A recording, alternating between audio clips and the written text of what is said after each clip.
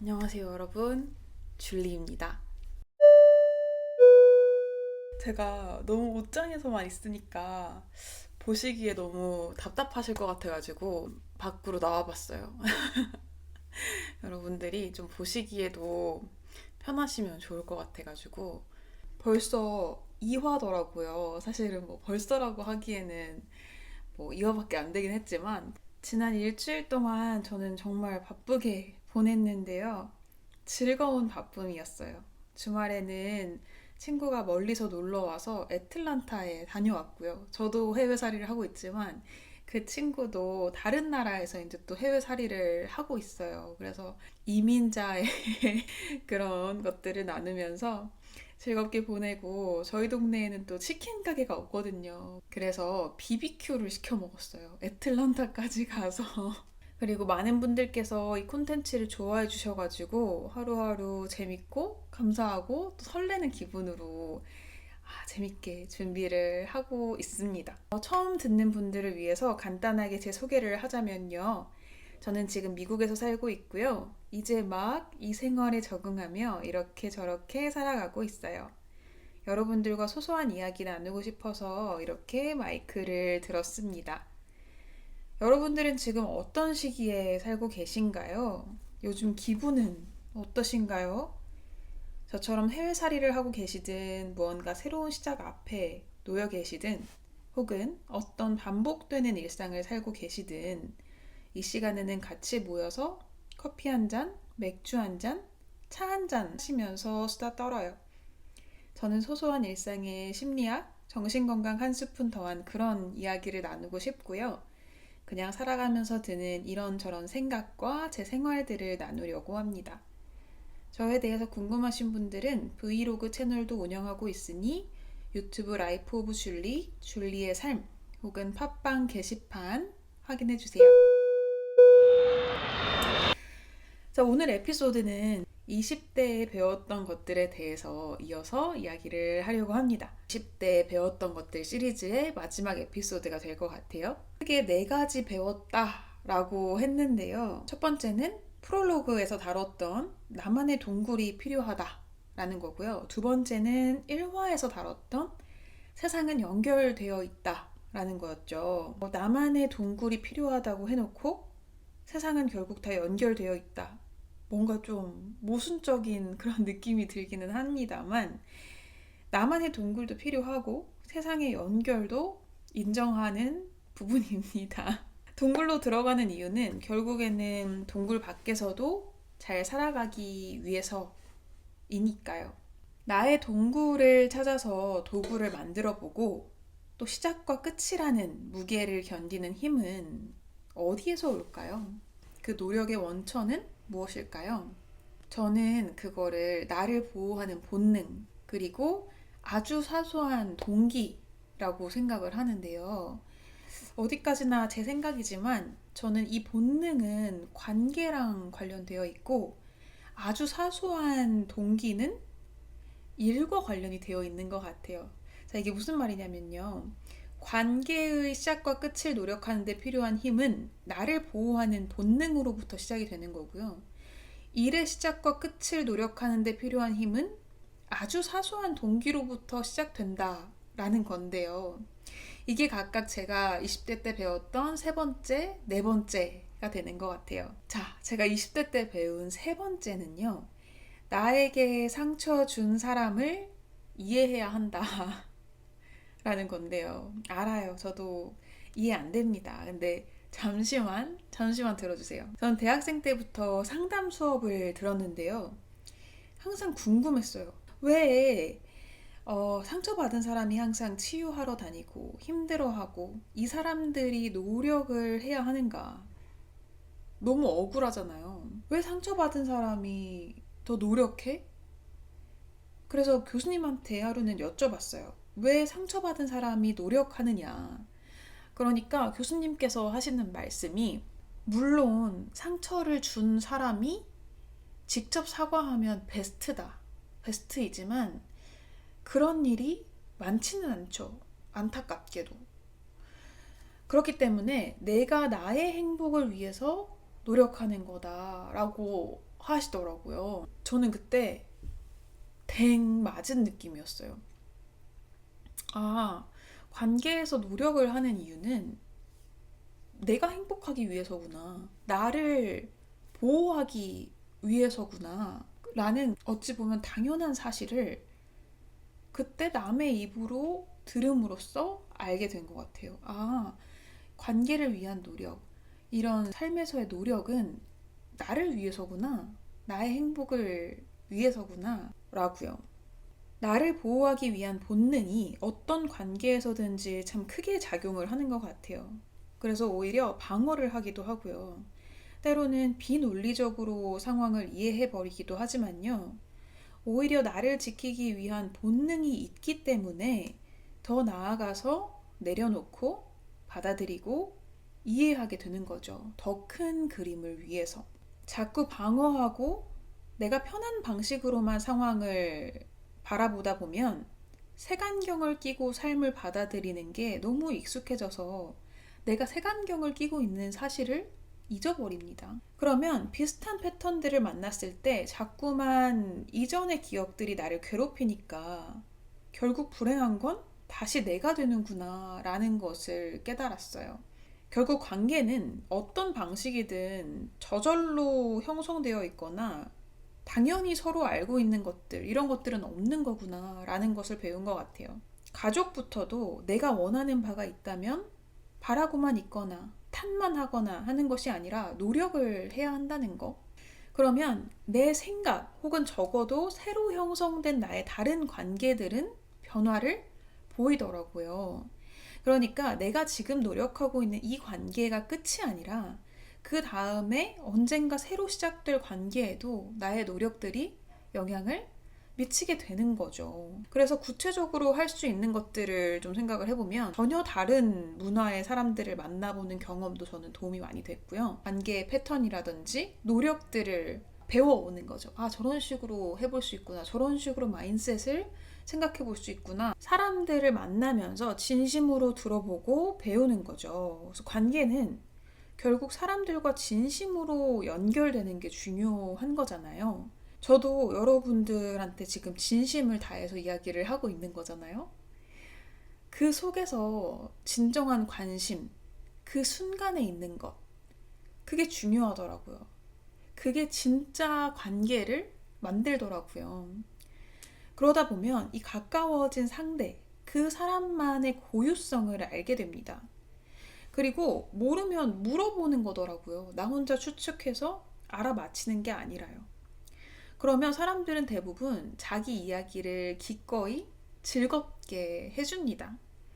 그러면서 이 사람과 가까워지는 방법, 바운더리를 존중하는 방법, 부탁하고 거절하는 우리 관계만의 패턴, 이런 것들이 생겨요. 그러면요, 인터넷에 뭐 친구 사귀는 법, 여자친구, 남자친구한테 뭐 부탁하는 법, 거절하는 법, 나보다 어린 자녀, 뭐 학생들과 친해지는 법, 이런 거 안 쳐도요.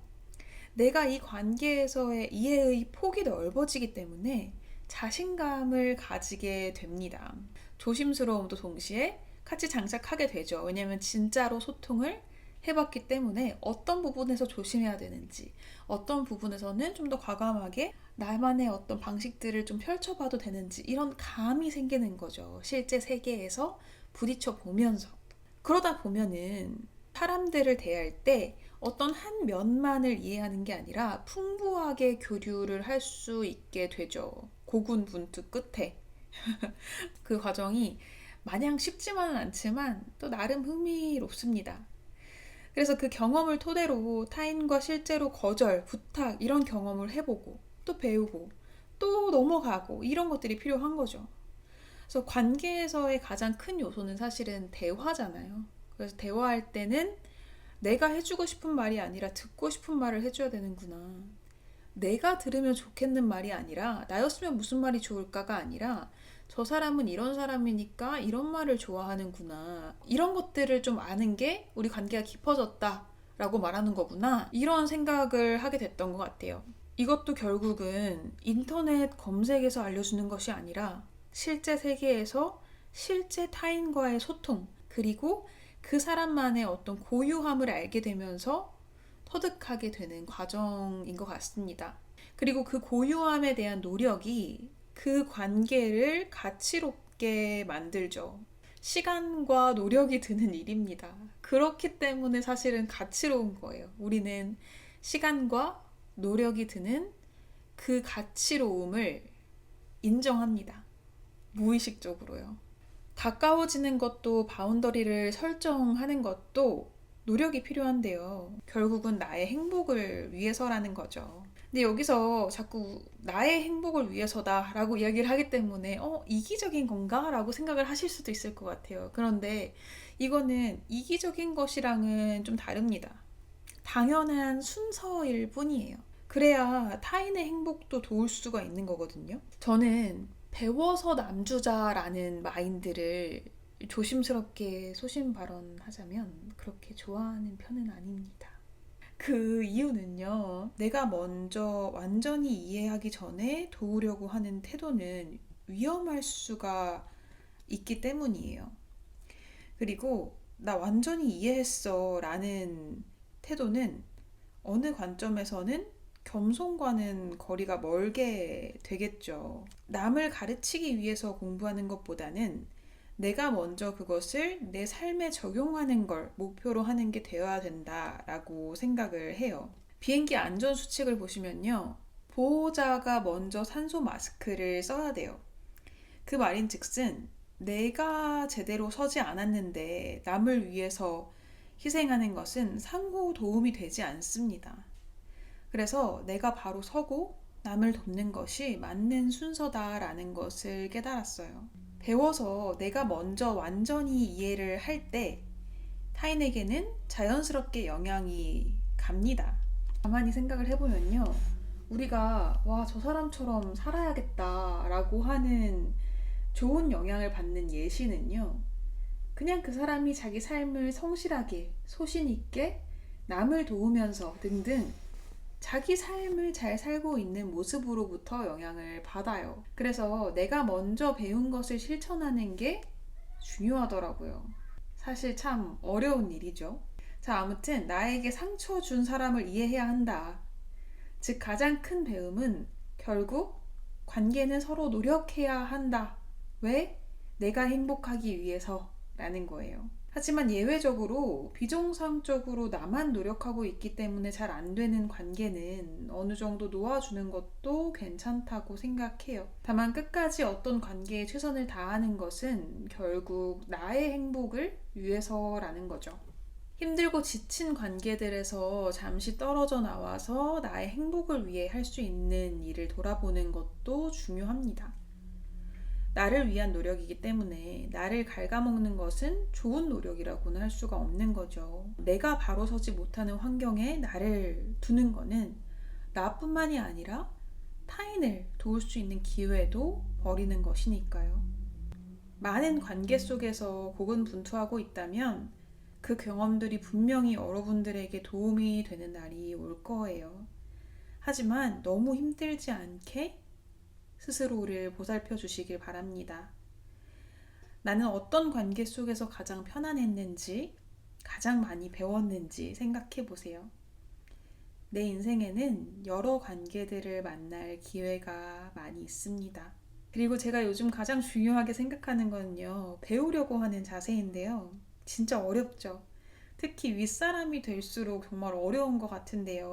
내가 봤을 때 돌아보면 별거 아닌, 하지만 돌아가고 싶지는 않은, 그래서 나에게는 지난 시기라서 참 좋아 보이기까지 하는 그런 시기를 겪고 있는 사람에게 위로를 건네고 싶을 때 흔히 하는 실수들이 있는데요. 나중에는 별거 아닌 일이 될 거야. 그래도 좋을 때네. 잘 버텨봐. 이런 말들이 참 안 하기 조심해야겠더라고요. 저도 그런 말이 막 나오려고 할 때가 있거든요. 그저 지금 현재에 공감해주는 것이 최선이고, 그런 공감이 이 사람이 나의 기댈 곳이구나, 나를 정말 잘 이해해주는구나 라는 느낌을 주는 것 같아요. 다만 조언을 먼저 구해왔다면 예외가 되겠죠. 조언을 줘야 하는 상황도 분명히 있겠지만은 내가 먼저 나서서 주는 것은 좀 자제하자. 차승원 씨가 그런 얘기 하셨더라고요. 잔소리랑 조언의 차이점. 조언은 아, 표정으로 말씀하셨구나. 잔소리는 듣는 사람의 표정이 이렇게 아무 표정이 없고요. 조언은 이렇게 깨닫는 표정을 한다고 하는데요. 그리고 유퀴즈에서도 어떤 아이가 잔소리는 기분이 나쁜데 조언은 더 기분이 나쁘다 라고 이야기를 했더라고요. 그래서 우리 이 관계에서 필요한 것은 아무래도 공감이 아닌가. 대신에 뭐 요즘 TF 이런 얘기 많이 하는데 인지적 공감이냐, 정서적 공감이냐, 느끼는 것에 공감하느냐, 아니면 이 사람이 생각하는 것에 공감하느냐, 이런 차이로 조금 나눠볼 수는 있을 것 같습니다. 자, 그리고 네 번째는요, 아주 사소한 동기로 큰 일이 시작될 수 있다라는 건데요. 좋아하는 사람 때문에 혹은 단지 멋있어 보이기 때문에 무언가를 도전하고 성공하고 싶다라고 생각해도 괜찮다는 겁니다. 괜찮아요. 오히려 좋아요. 이건 특히 일이나 공부, 뭐 운동, 자기계발 그런 것들과 관련이 있다고 저는 생각이 들었거든요. 이런 걸 시작할 때 아주 사소한 동기로 시작해도 괜찮다는 거죠. 큰 명분이 없어도 된다는 거예요. 그냥 재미로. 생각보다 동기는 아주 사소한 것으로부터 시작이 되더라고요. 무언가를 하다 보면 이 시작의 이유들은 일이 진행될수록 점점 옅어지더라고요. 그리고 다른 이유들이 생깁니다. 결국에는 다른 이유들이 생기고 그 이유들이 이 일을 끝맺음까지 이끌고 가기도 합니다. 이런 이유로 시작해도 되나? 됩니다. 그런 것들이 생각보다 오히려 오래 남아요. 일이 아니더라도요, 가장 친한 친구를 한번 떠올려 보세요. 내가 좋아하는 공간을 떠올려 보세요. 문득 발견한 것들이 오히려 더 많을 겁니다. 오히려 큰 명분을 설정하게 되면요, 그 명분 때문에 일을 하게 돼요. 그러면 보상의 어떤 숨겨진 대가를 위해서만 일을 하게 되죠. 그러면 이 일을 꾸준히 하게 될 동기가 오히려 낮아집니다. 보상이 얼만큼 오지? 하는 식으로 내 주의가 자꾸 다른 곳으로 새어나가요. 그러다 보면 창의적이고 도전적인 일들 당연히 못하게 되겠죠. 개인적인 발전이 되지 않겠죠. 개인적인 발전이 되지 않는다는 것은 결국 자율성을 잃게 된다는 건데요. 그러면 결국 내가 내 시간과 효율을 계산해서 일을 하는 조절도 떨어집니다. 그러면 행동을 시작하는 것, 지속하는 것 모두 낮아지게 되는 거죠. 그래서 처음부터 거대한 명분을 가지고 무언가를 시작할 필요는 없다라는 것을 배웠어요. 그냥 단순한 호기심, 다가가고 싶은 마음, 이런 것들로 시작을 하는 것도 괜찮다. 오히려 그것이 더 괜찮을 수도 있다. 라는 것을 깨달았습니다. 제가 단지 여러분들의 삶과 기분과 이야기가 궁금해서 마이크를 들어본 것처럼요. 여러분들은 요즘에 어떤 게 그냥 한번 해보고 싶으신가요? 어떤 게 궁금하신가요? 아니면 어떻게 살아보고 싶다 하는 문득 떠올랐던 생각이 있으신가요? 저는 지금 여러분들이 어느 시기에 어떻게 살고 계시는지 가서 닿고 싶은 마음에 이렇게 팟캐스트를 하고 있습니다. 저희는 다음 주 수요일에 다시 또 만나요. 다음 에피소드는 삶의 의미를 추구하는 것이 왜 건강하지 않은가에 대해서 이야기를 해보려고 합니다. 그럼 우린 다음 에피소드에서 만나요. 안녕!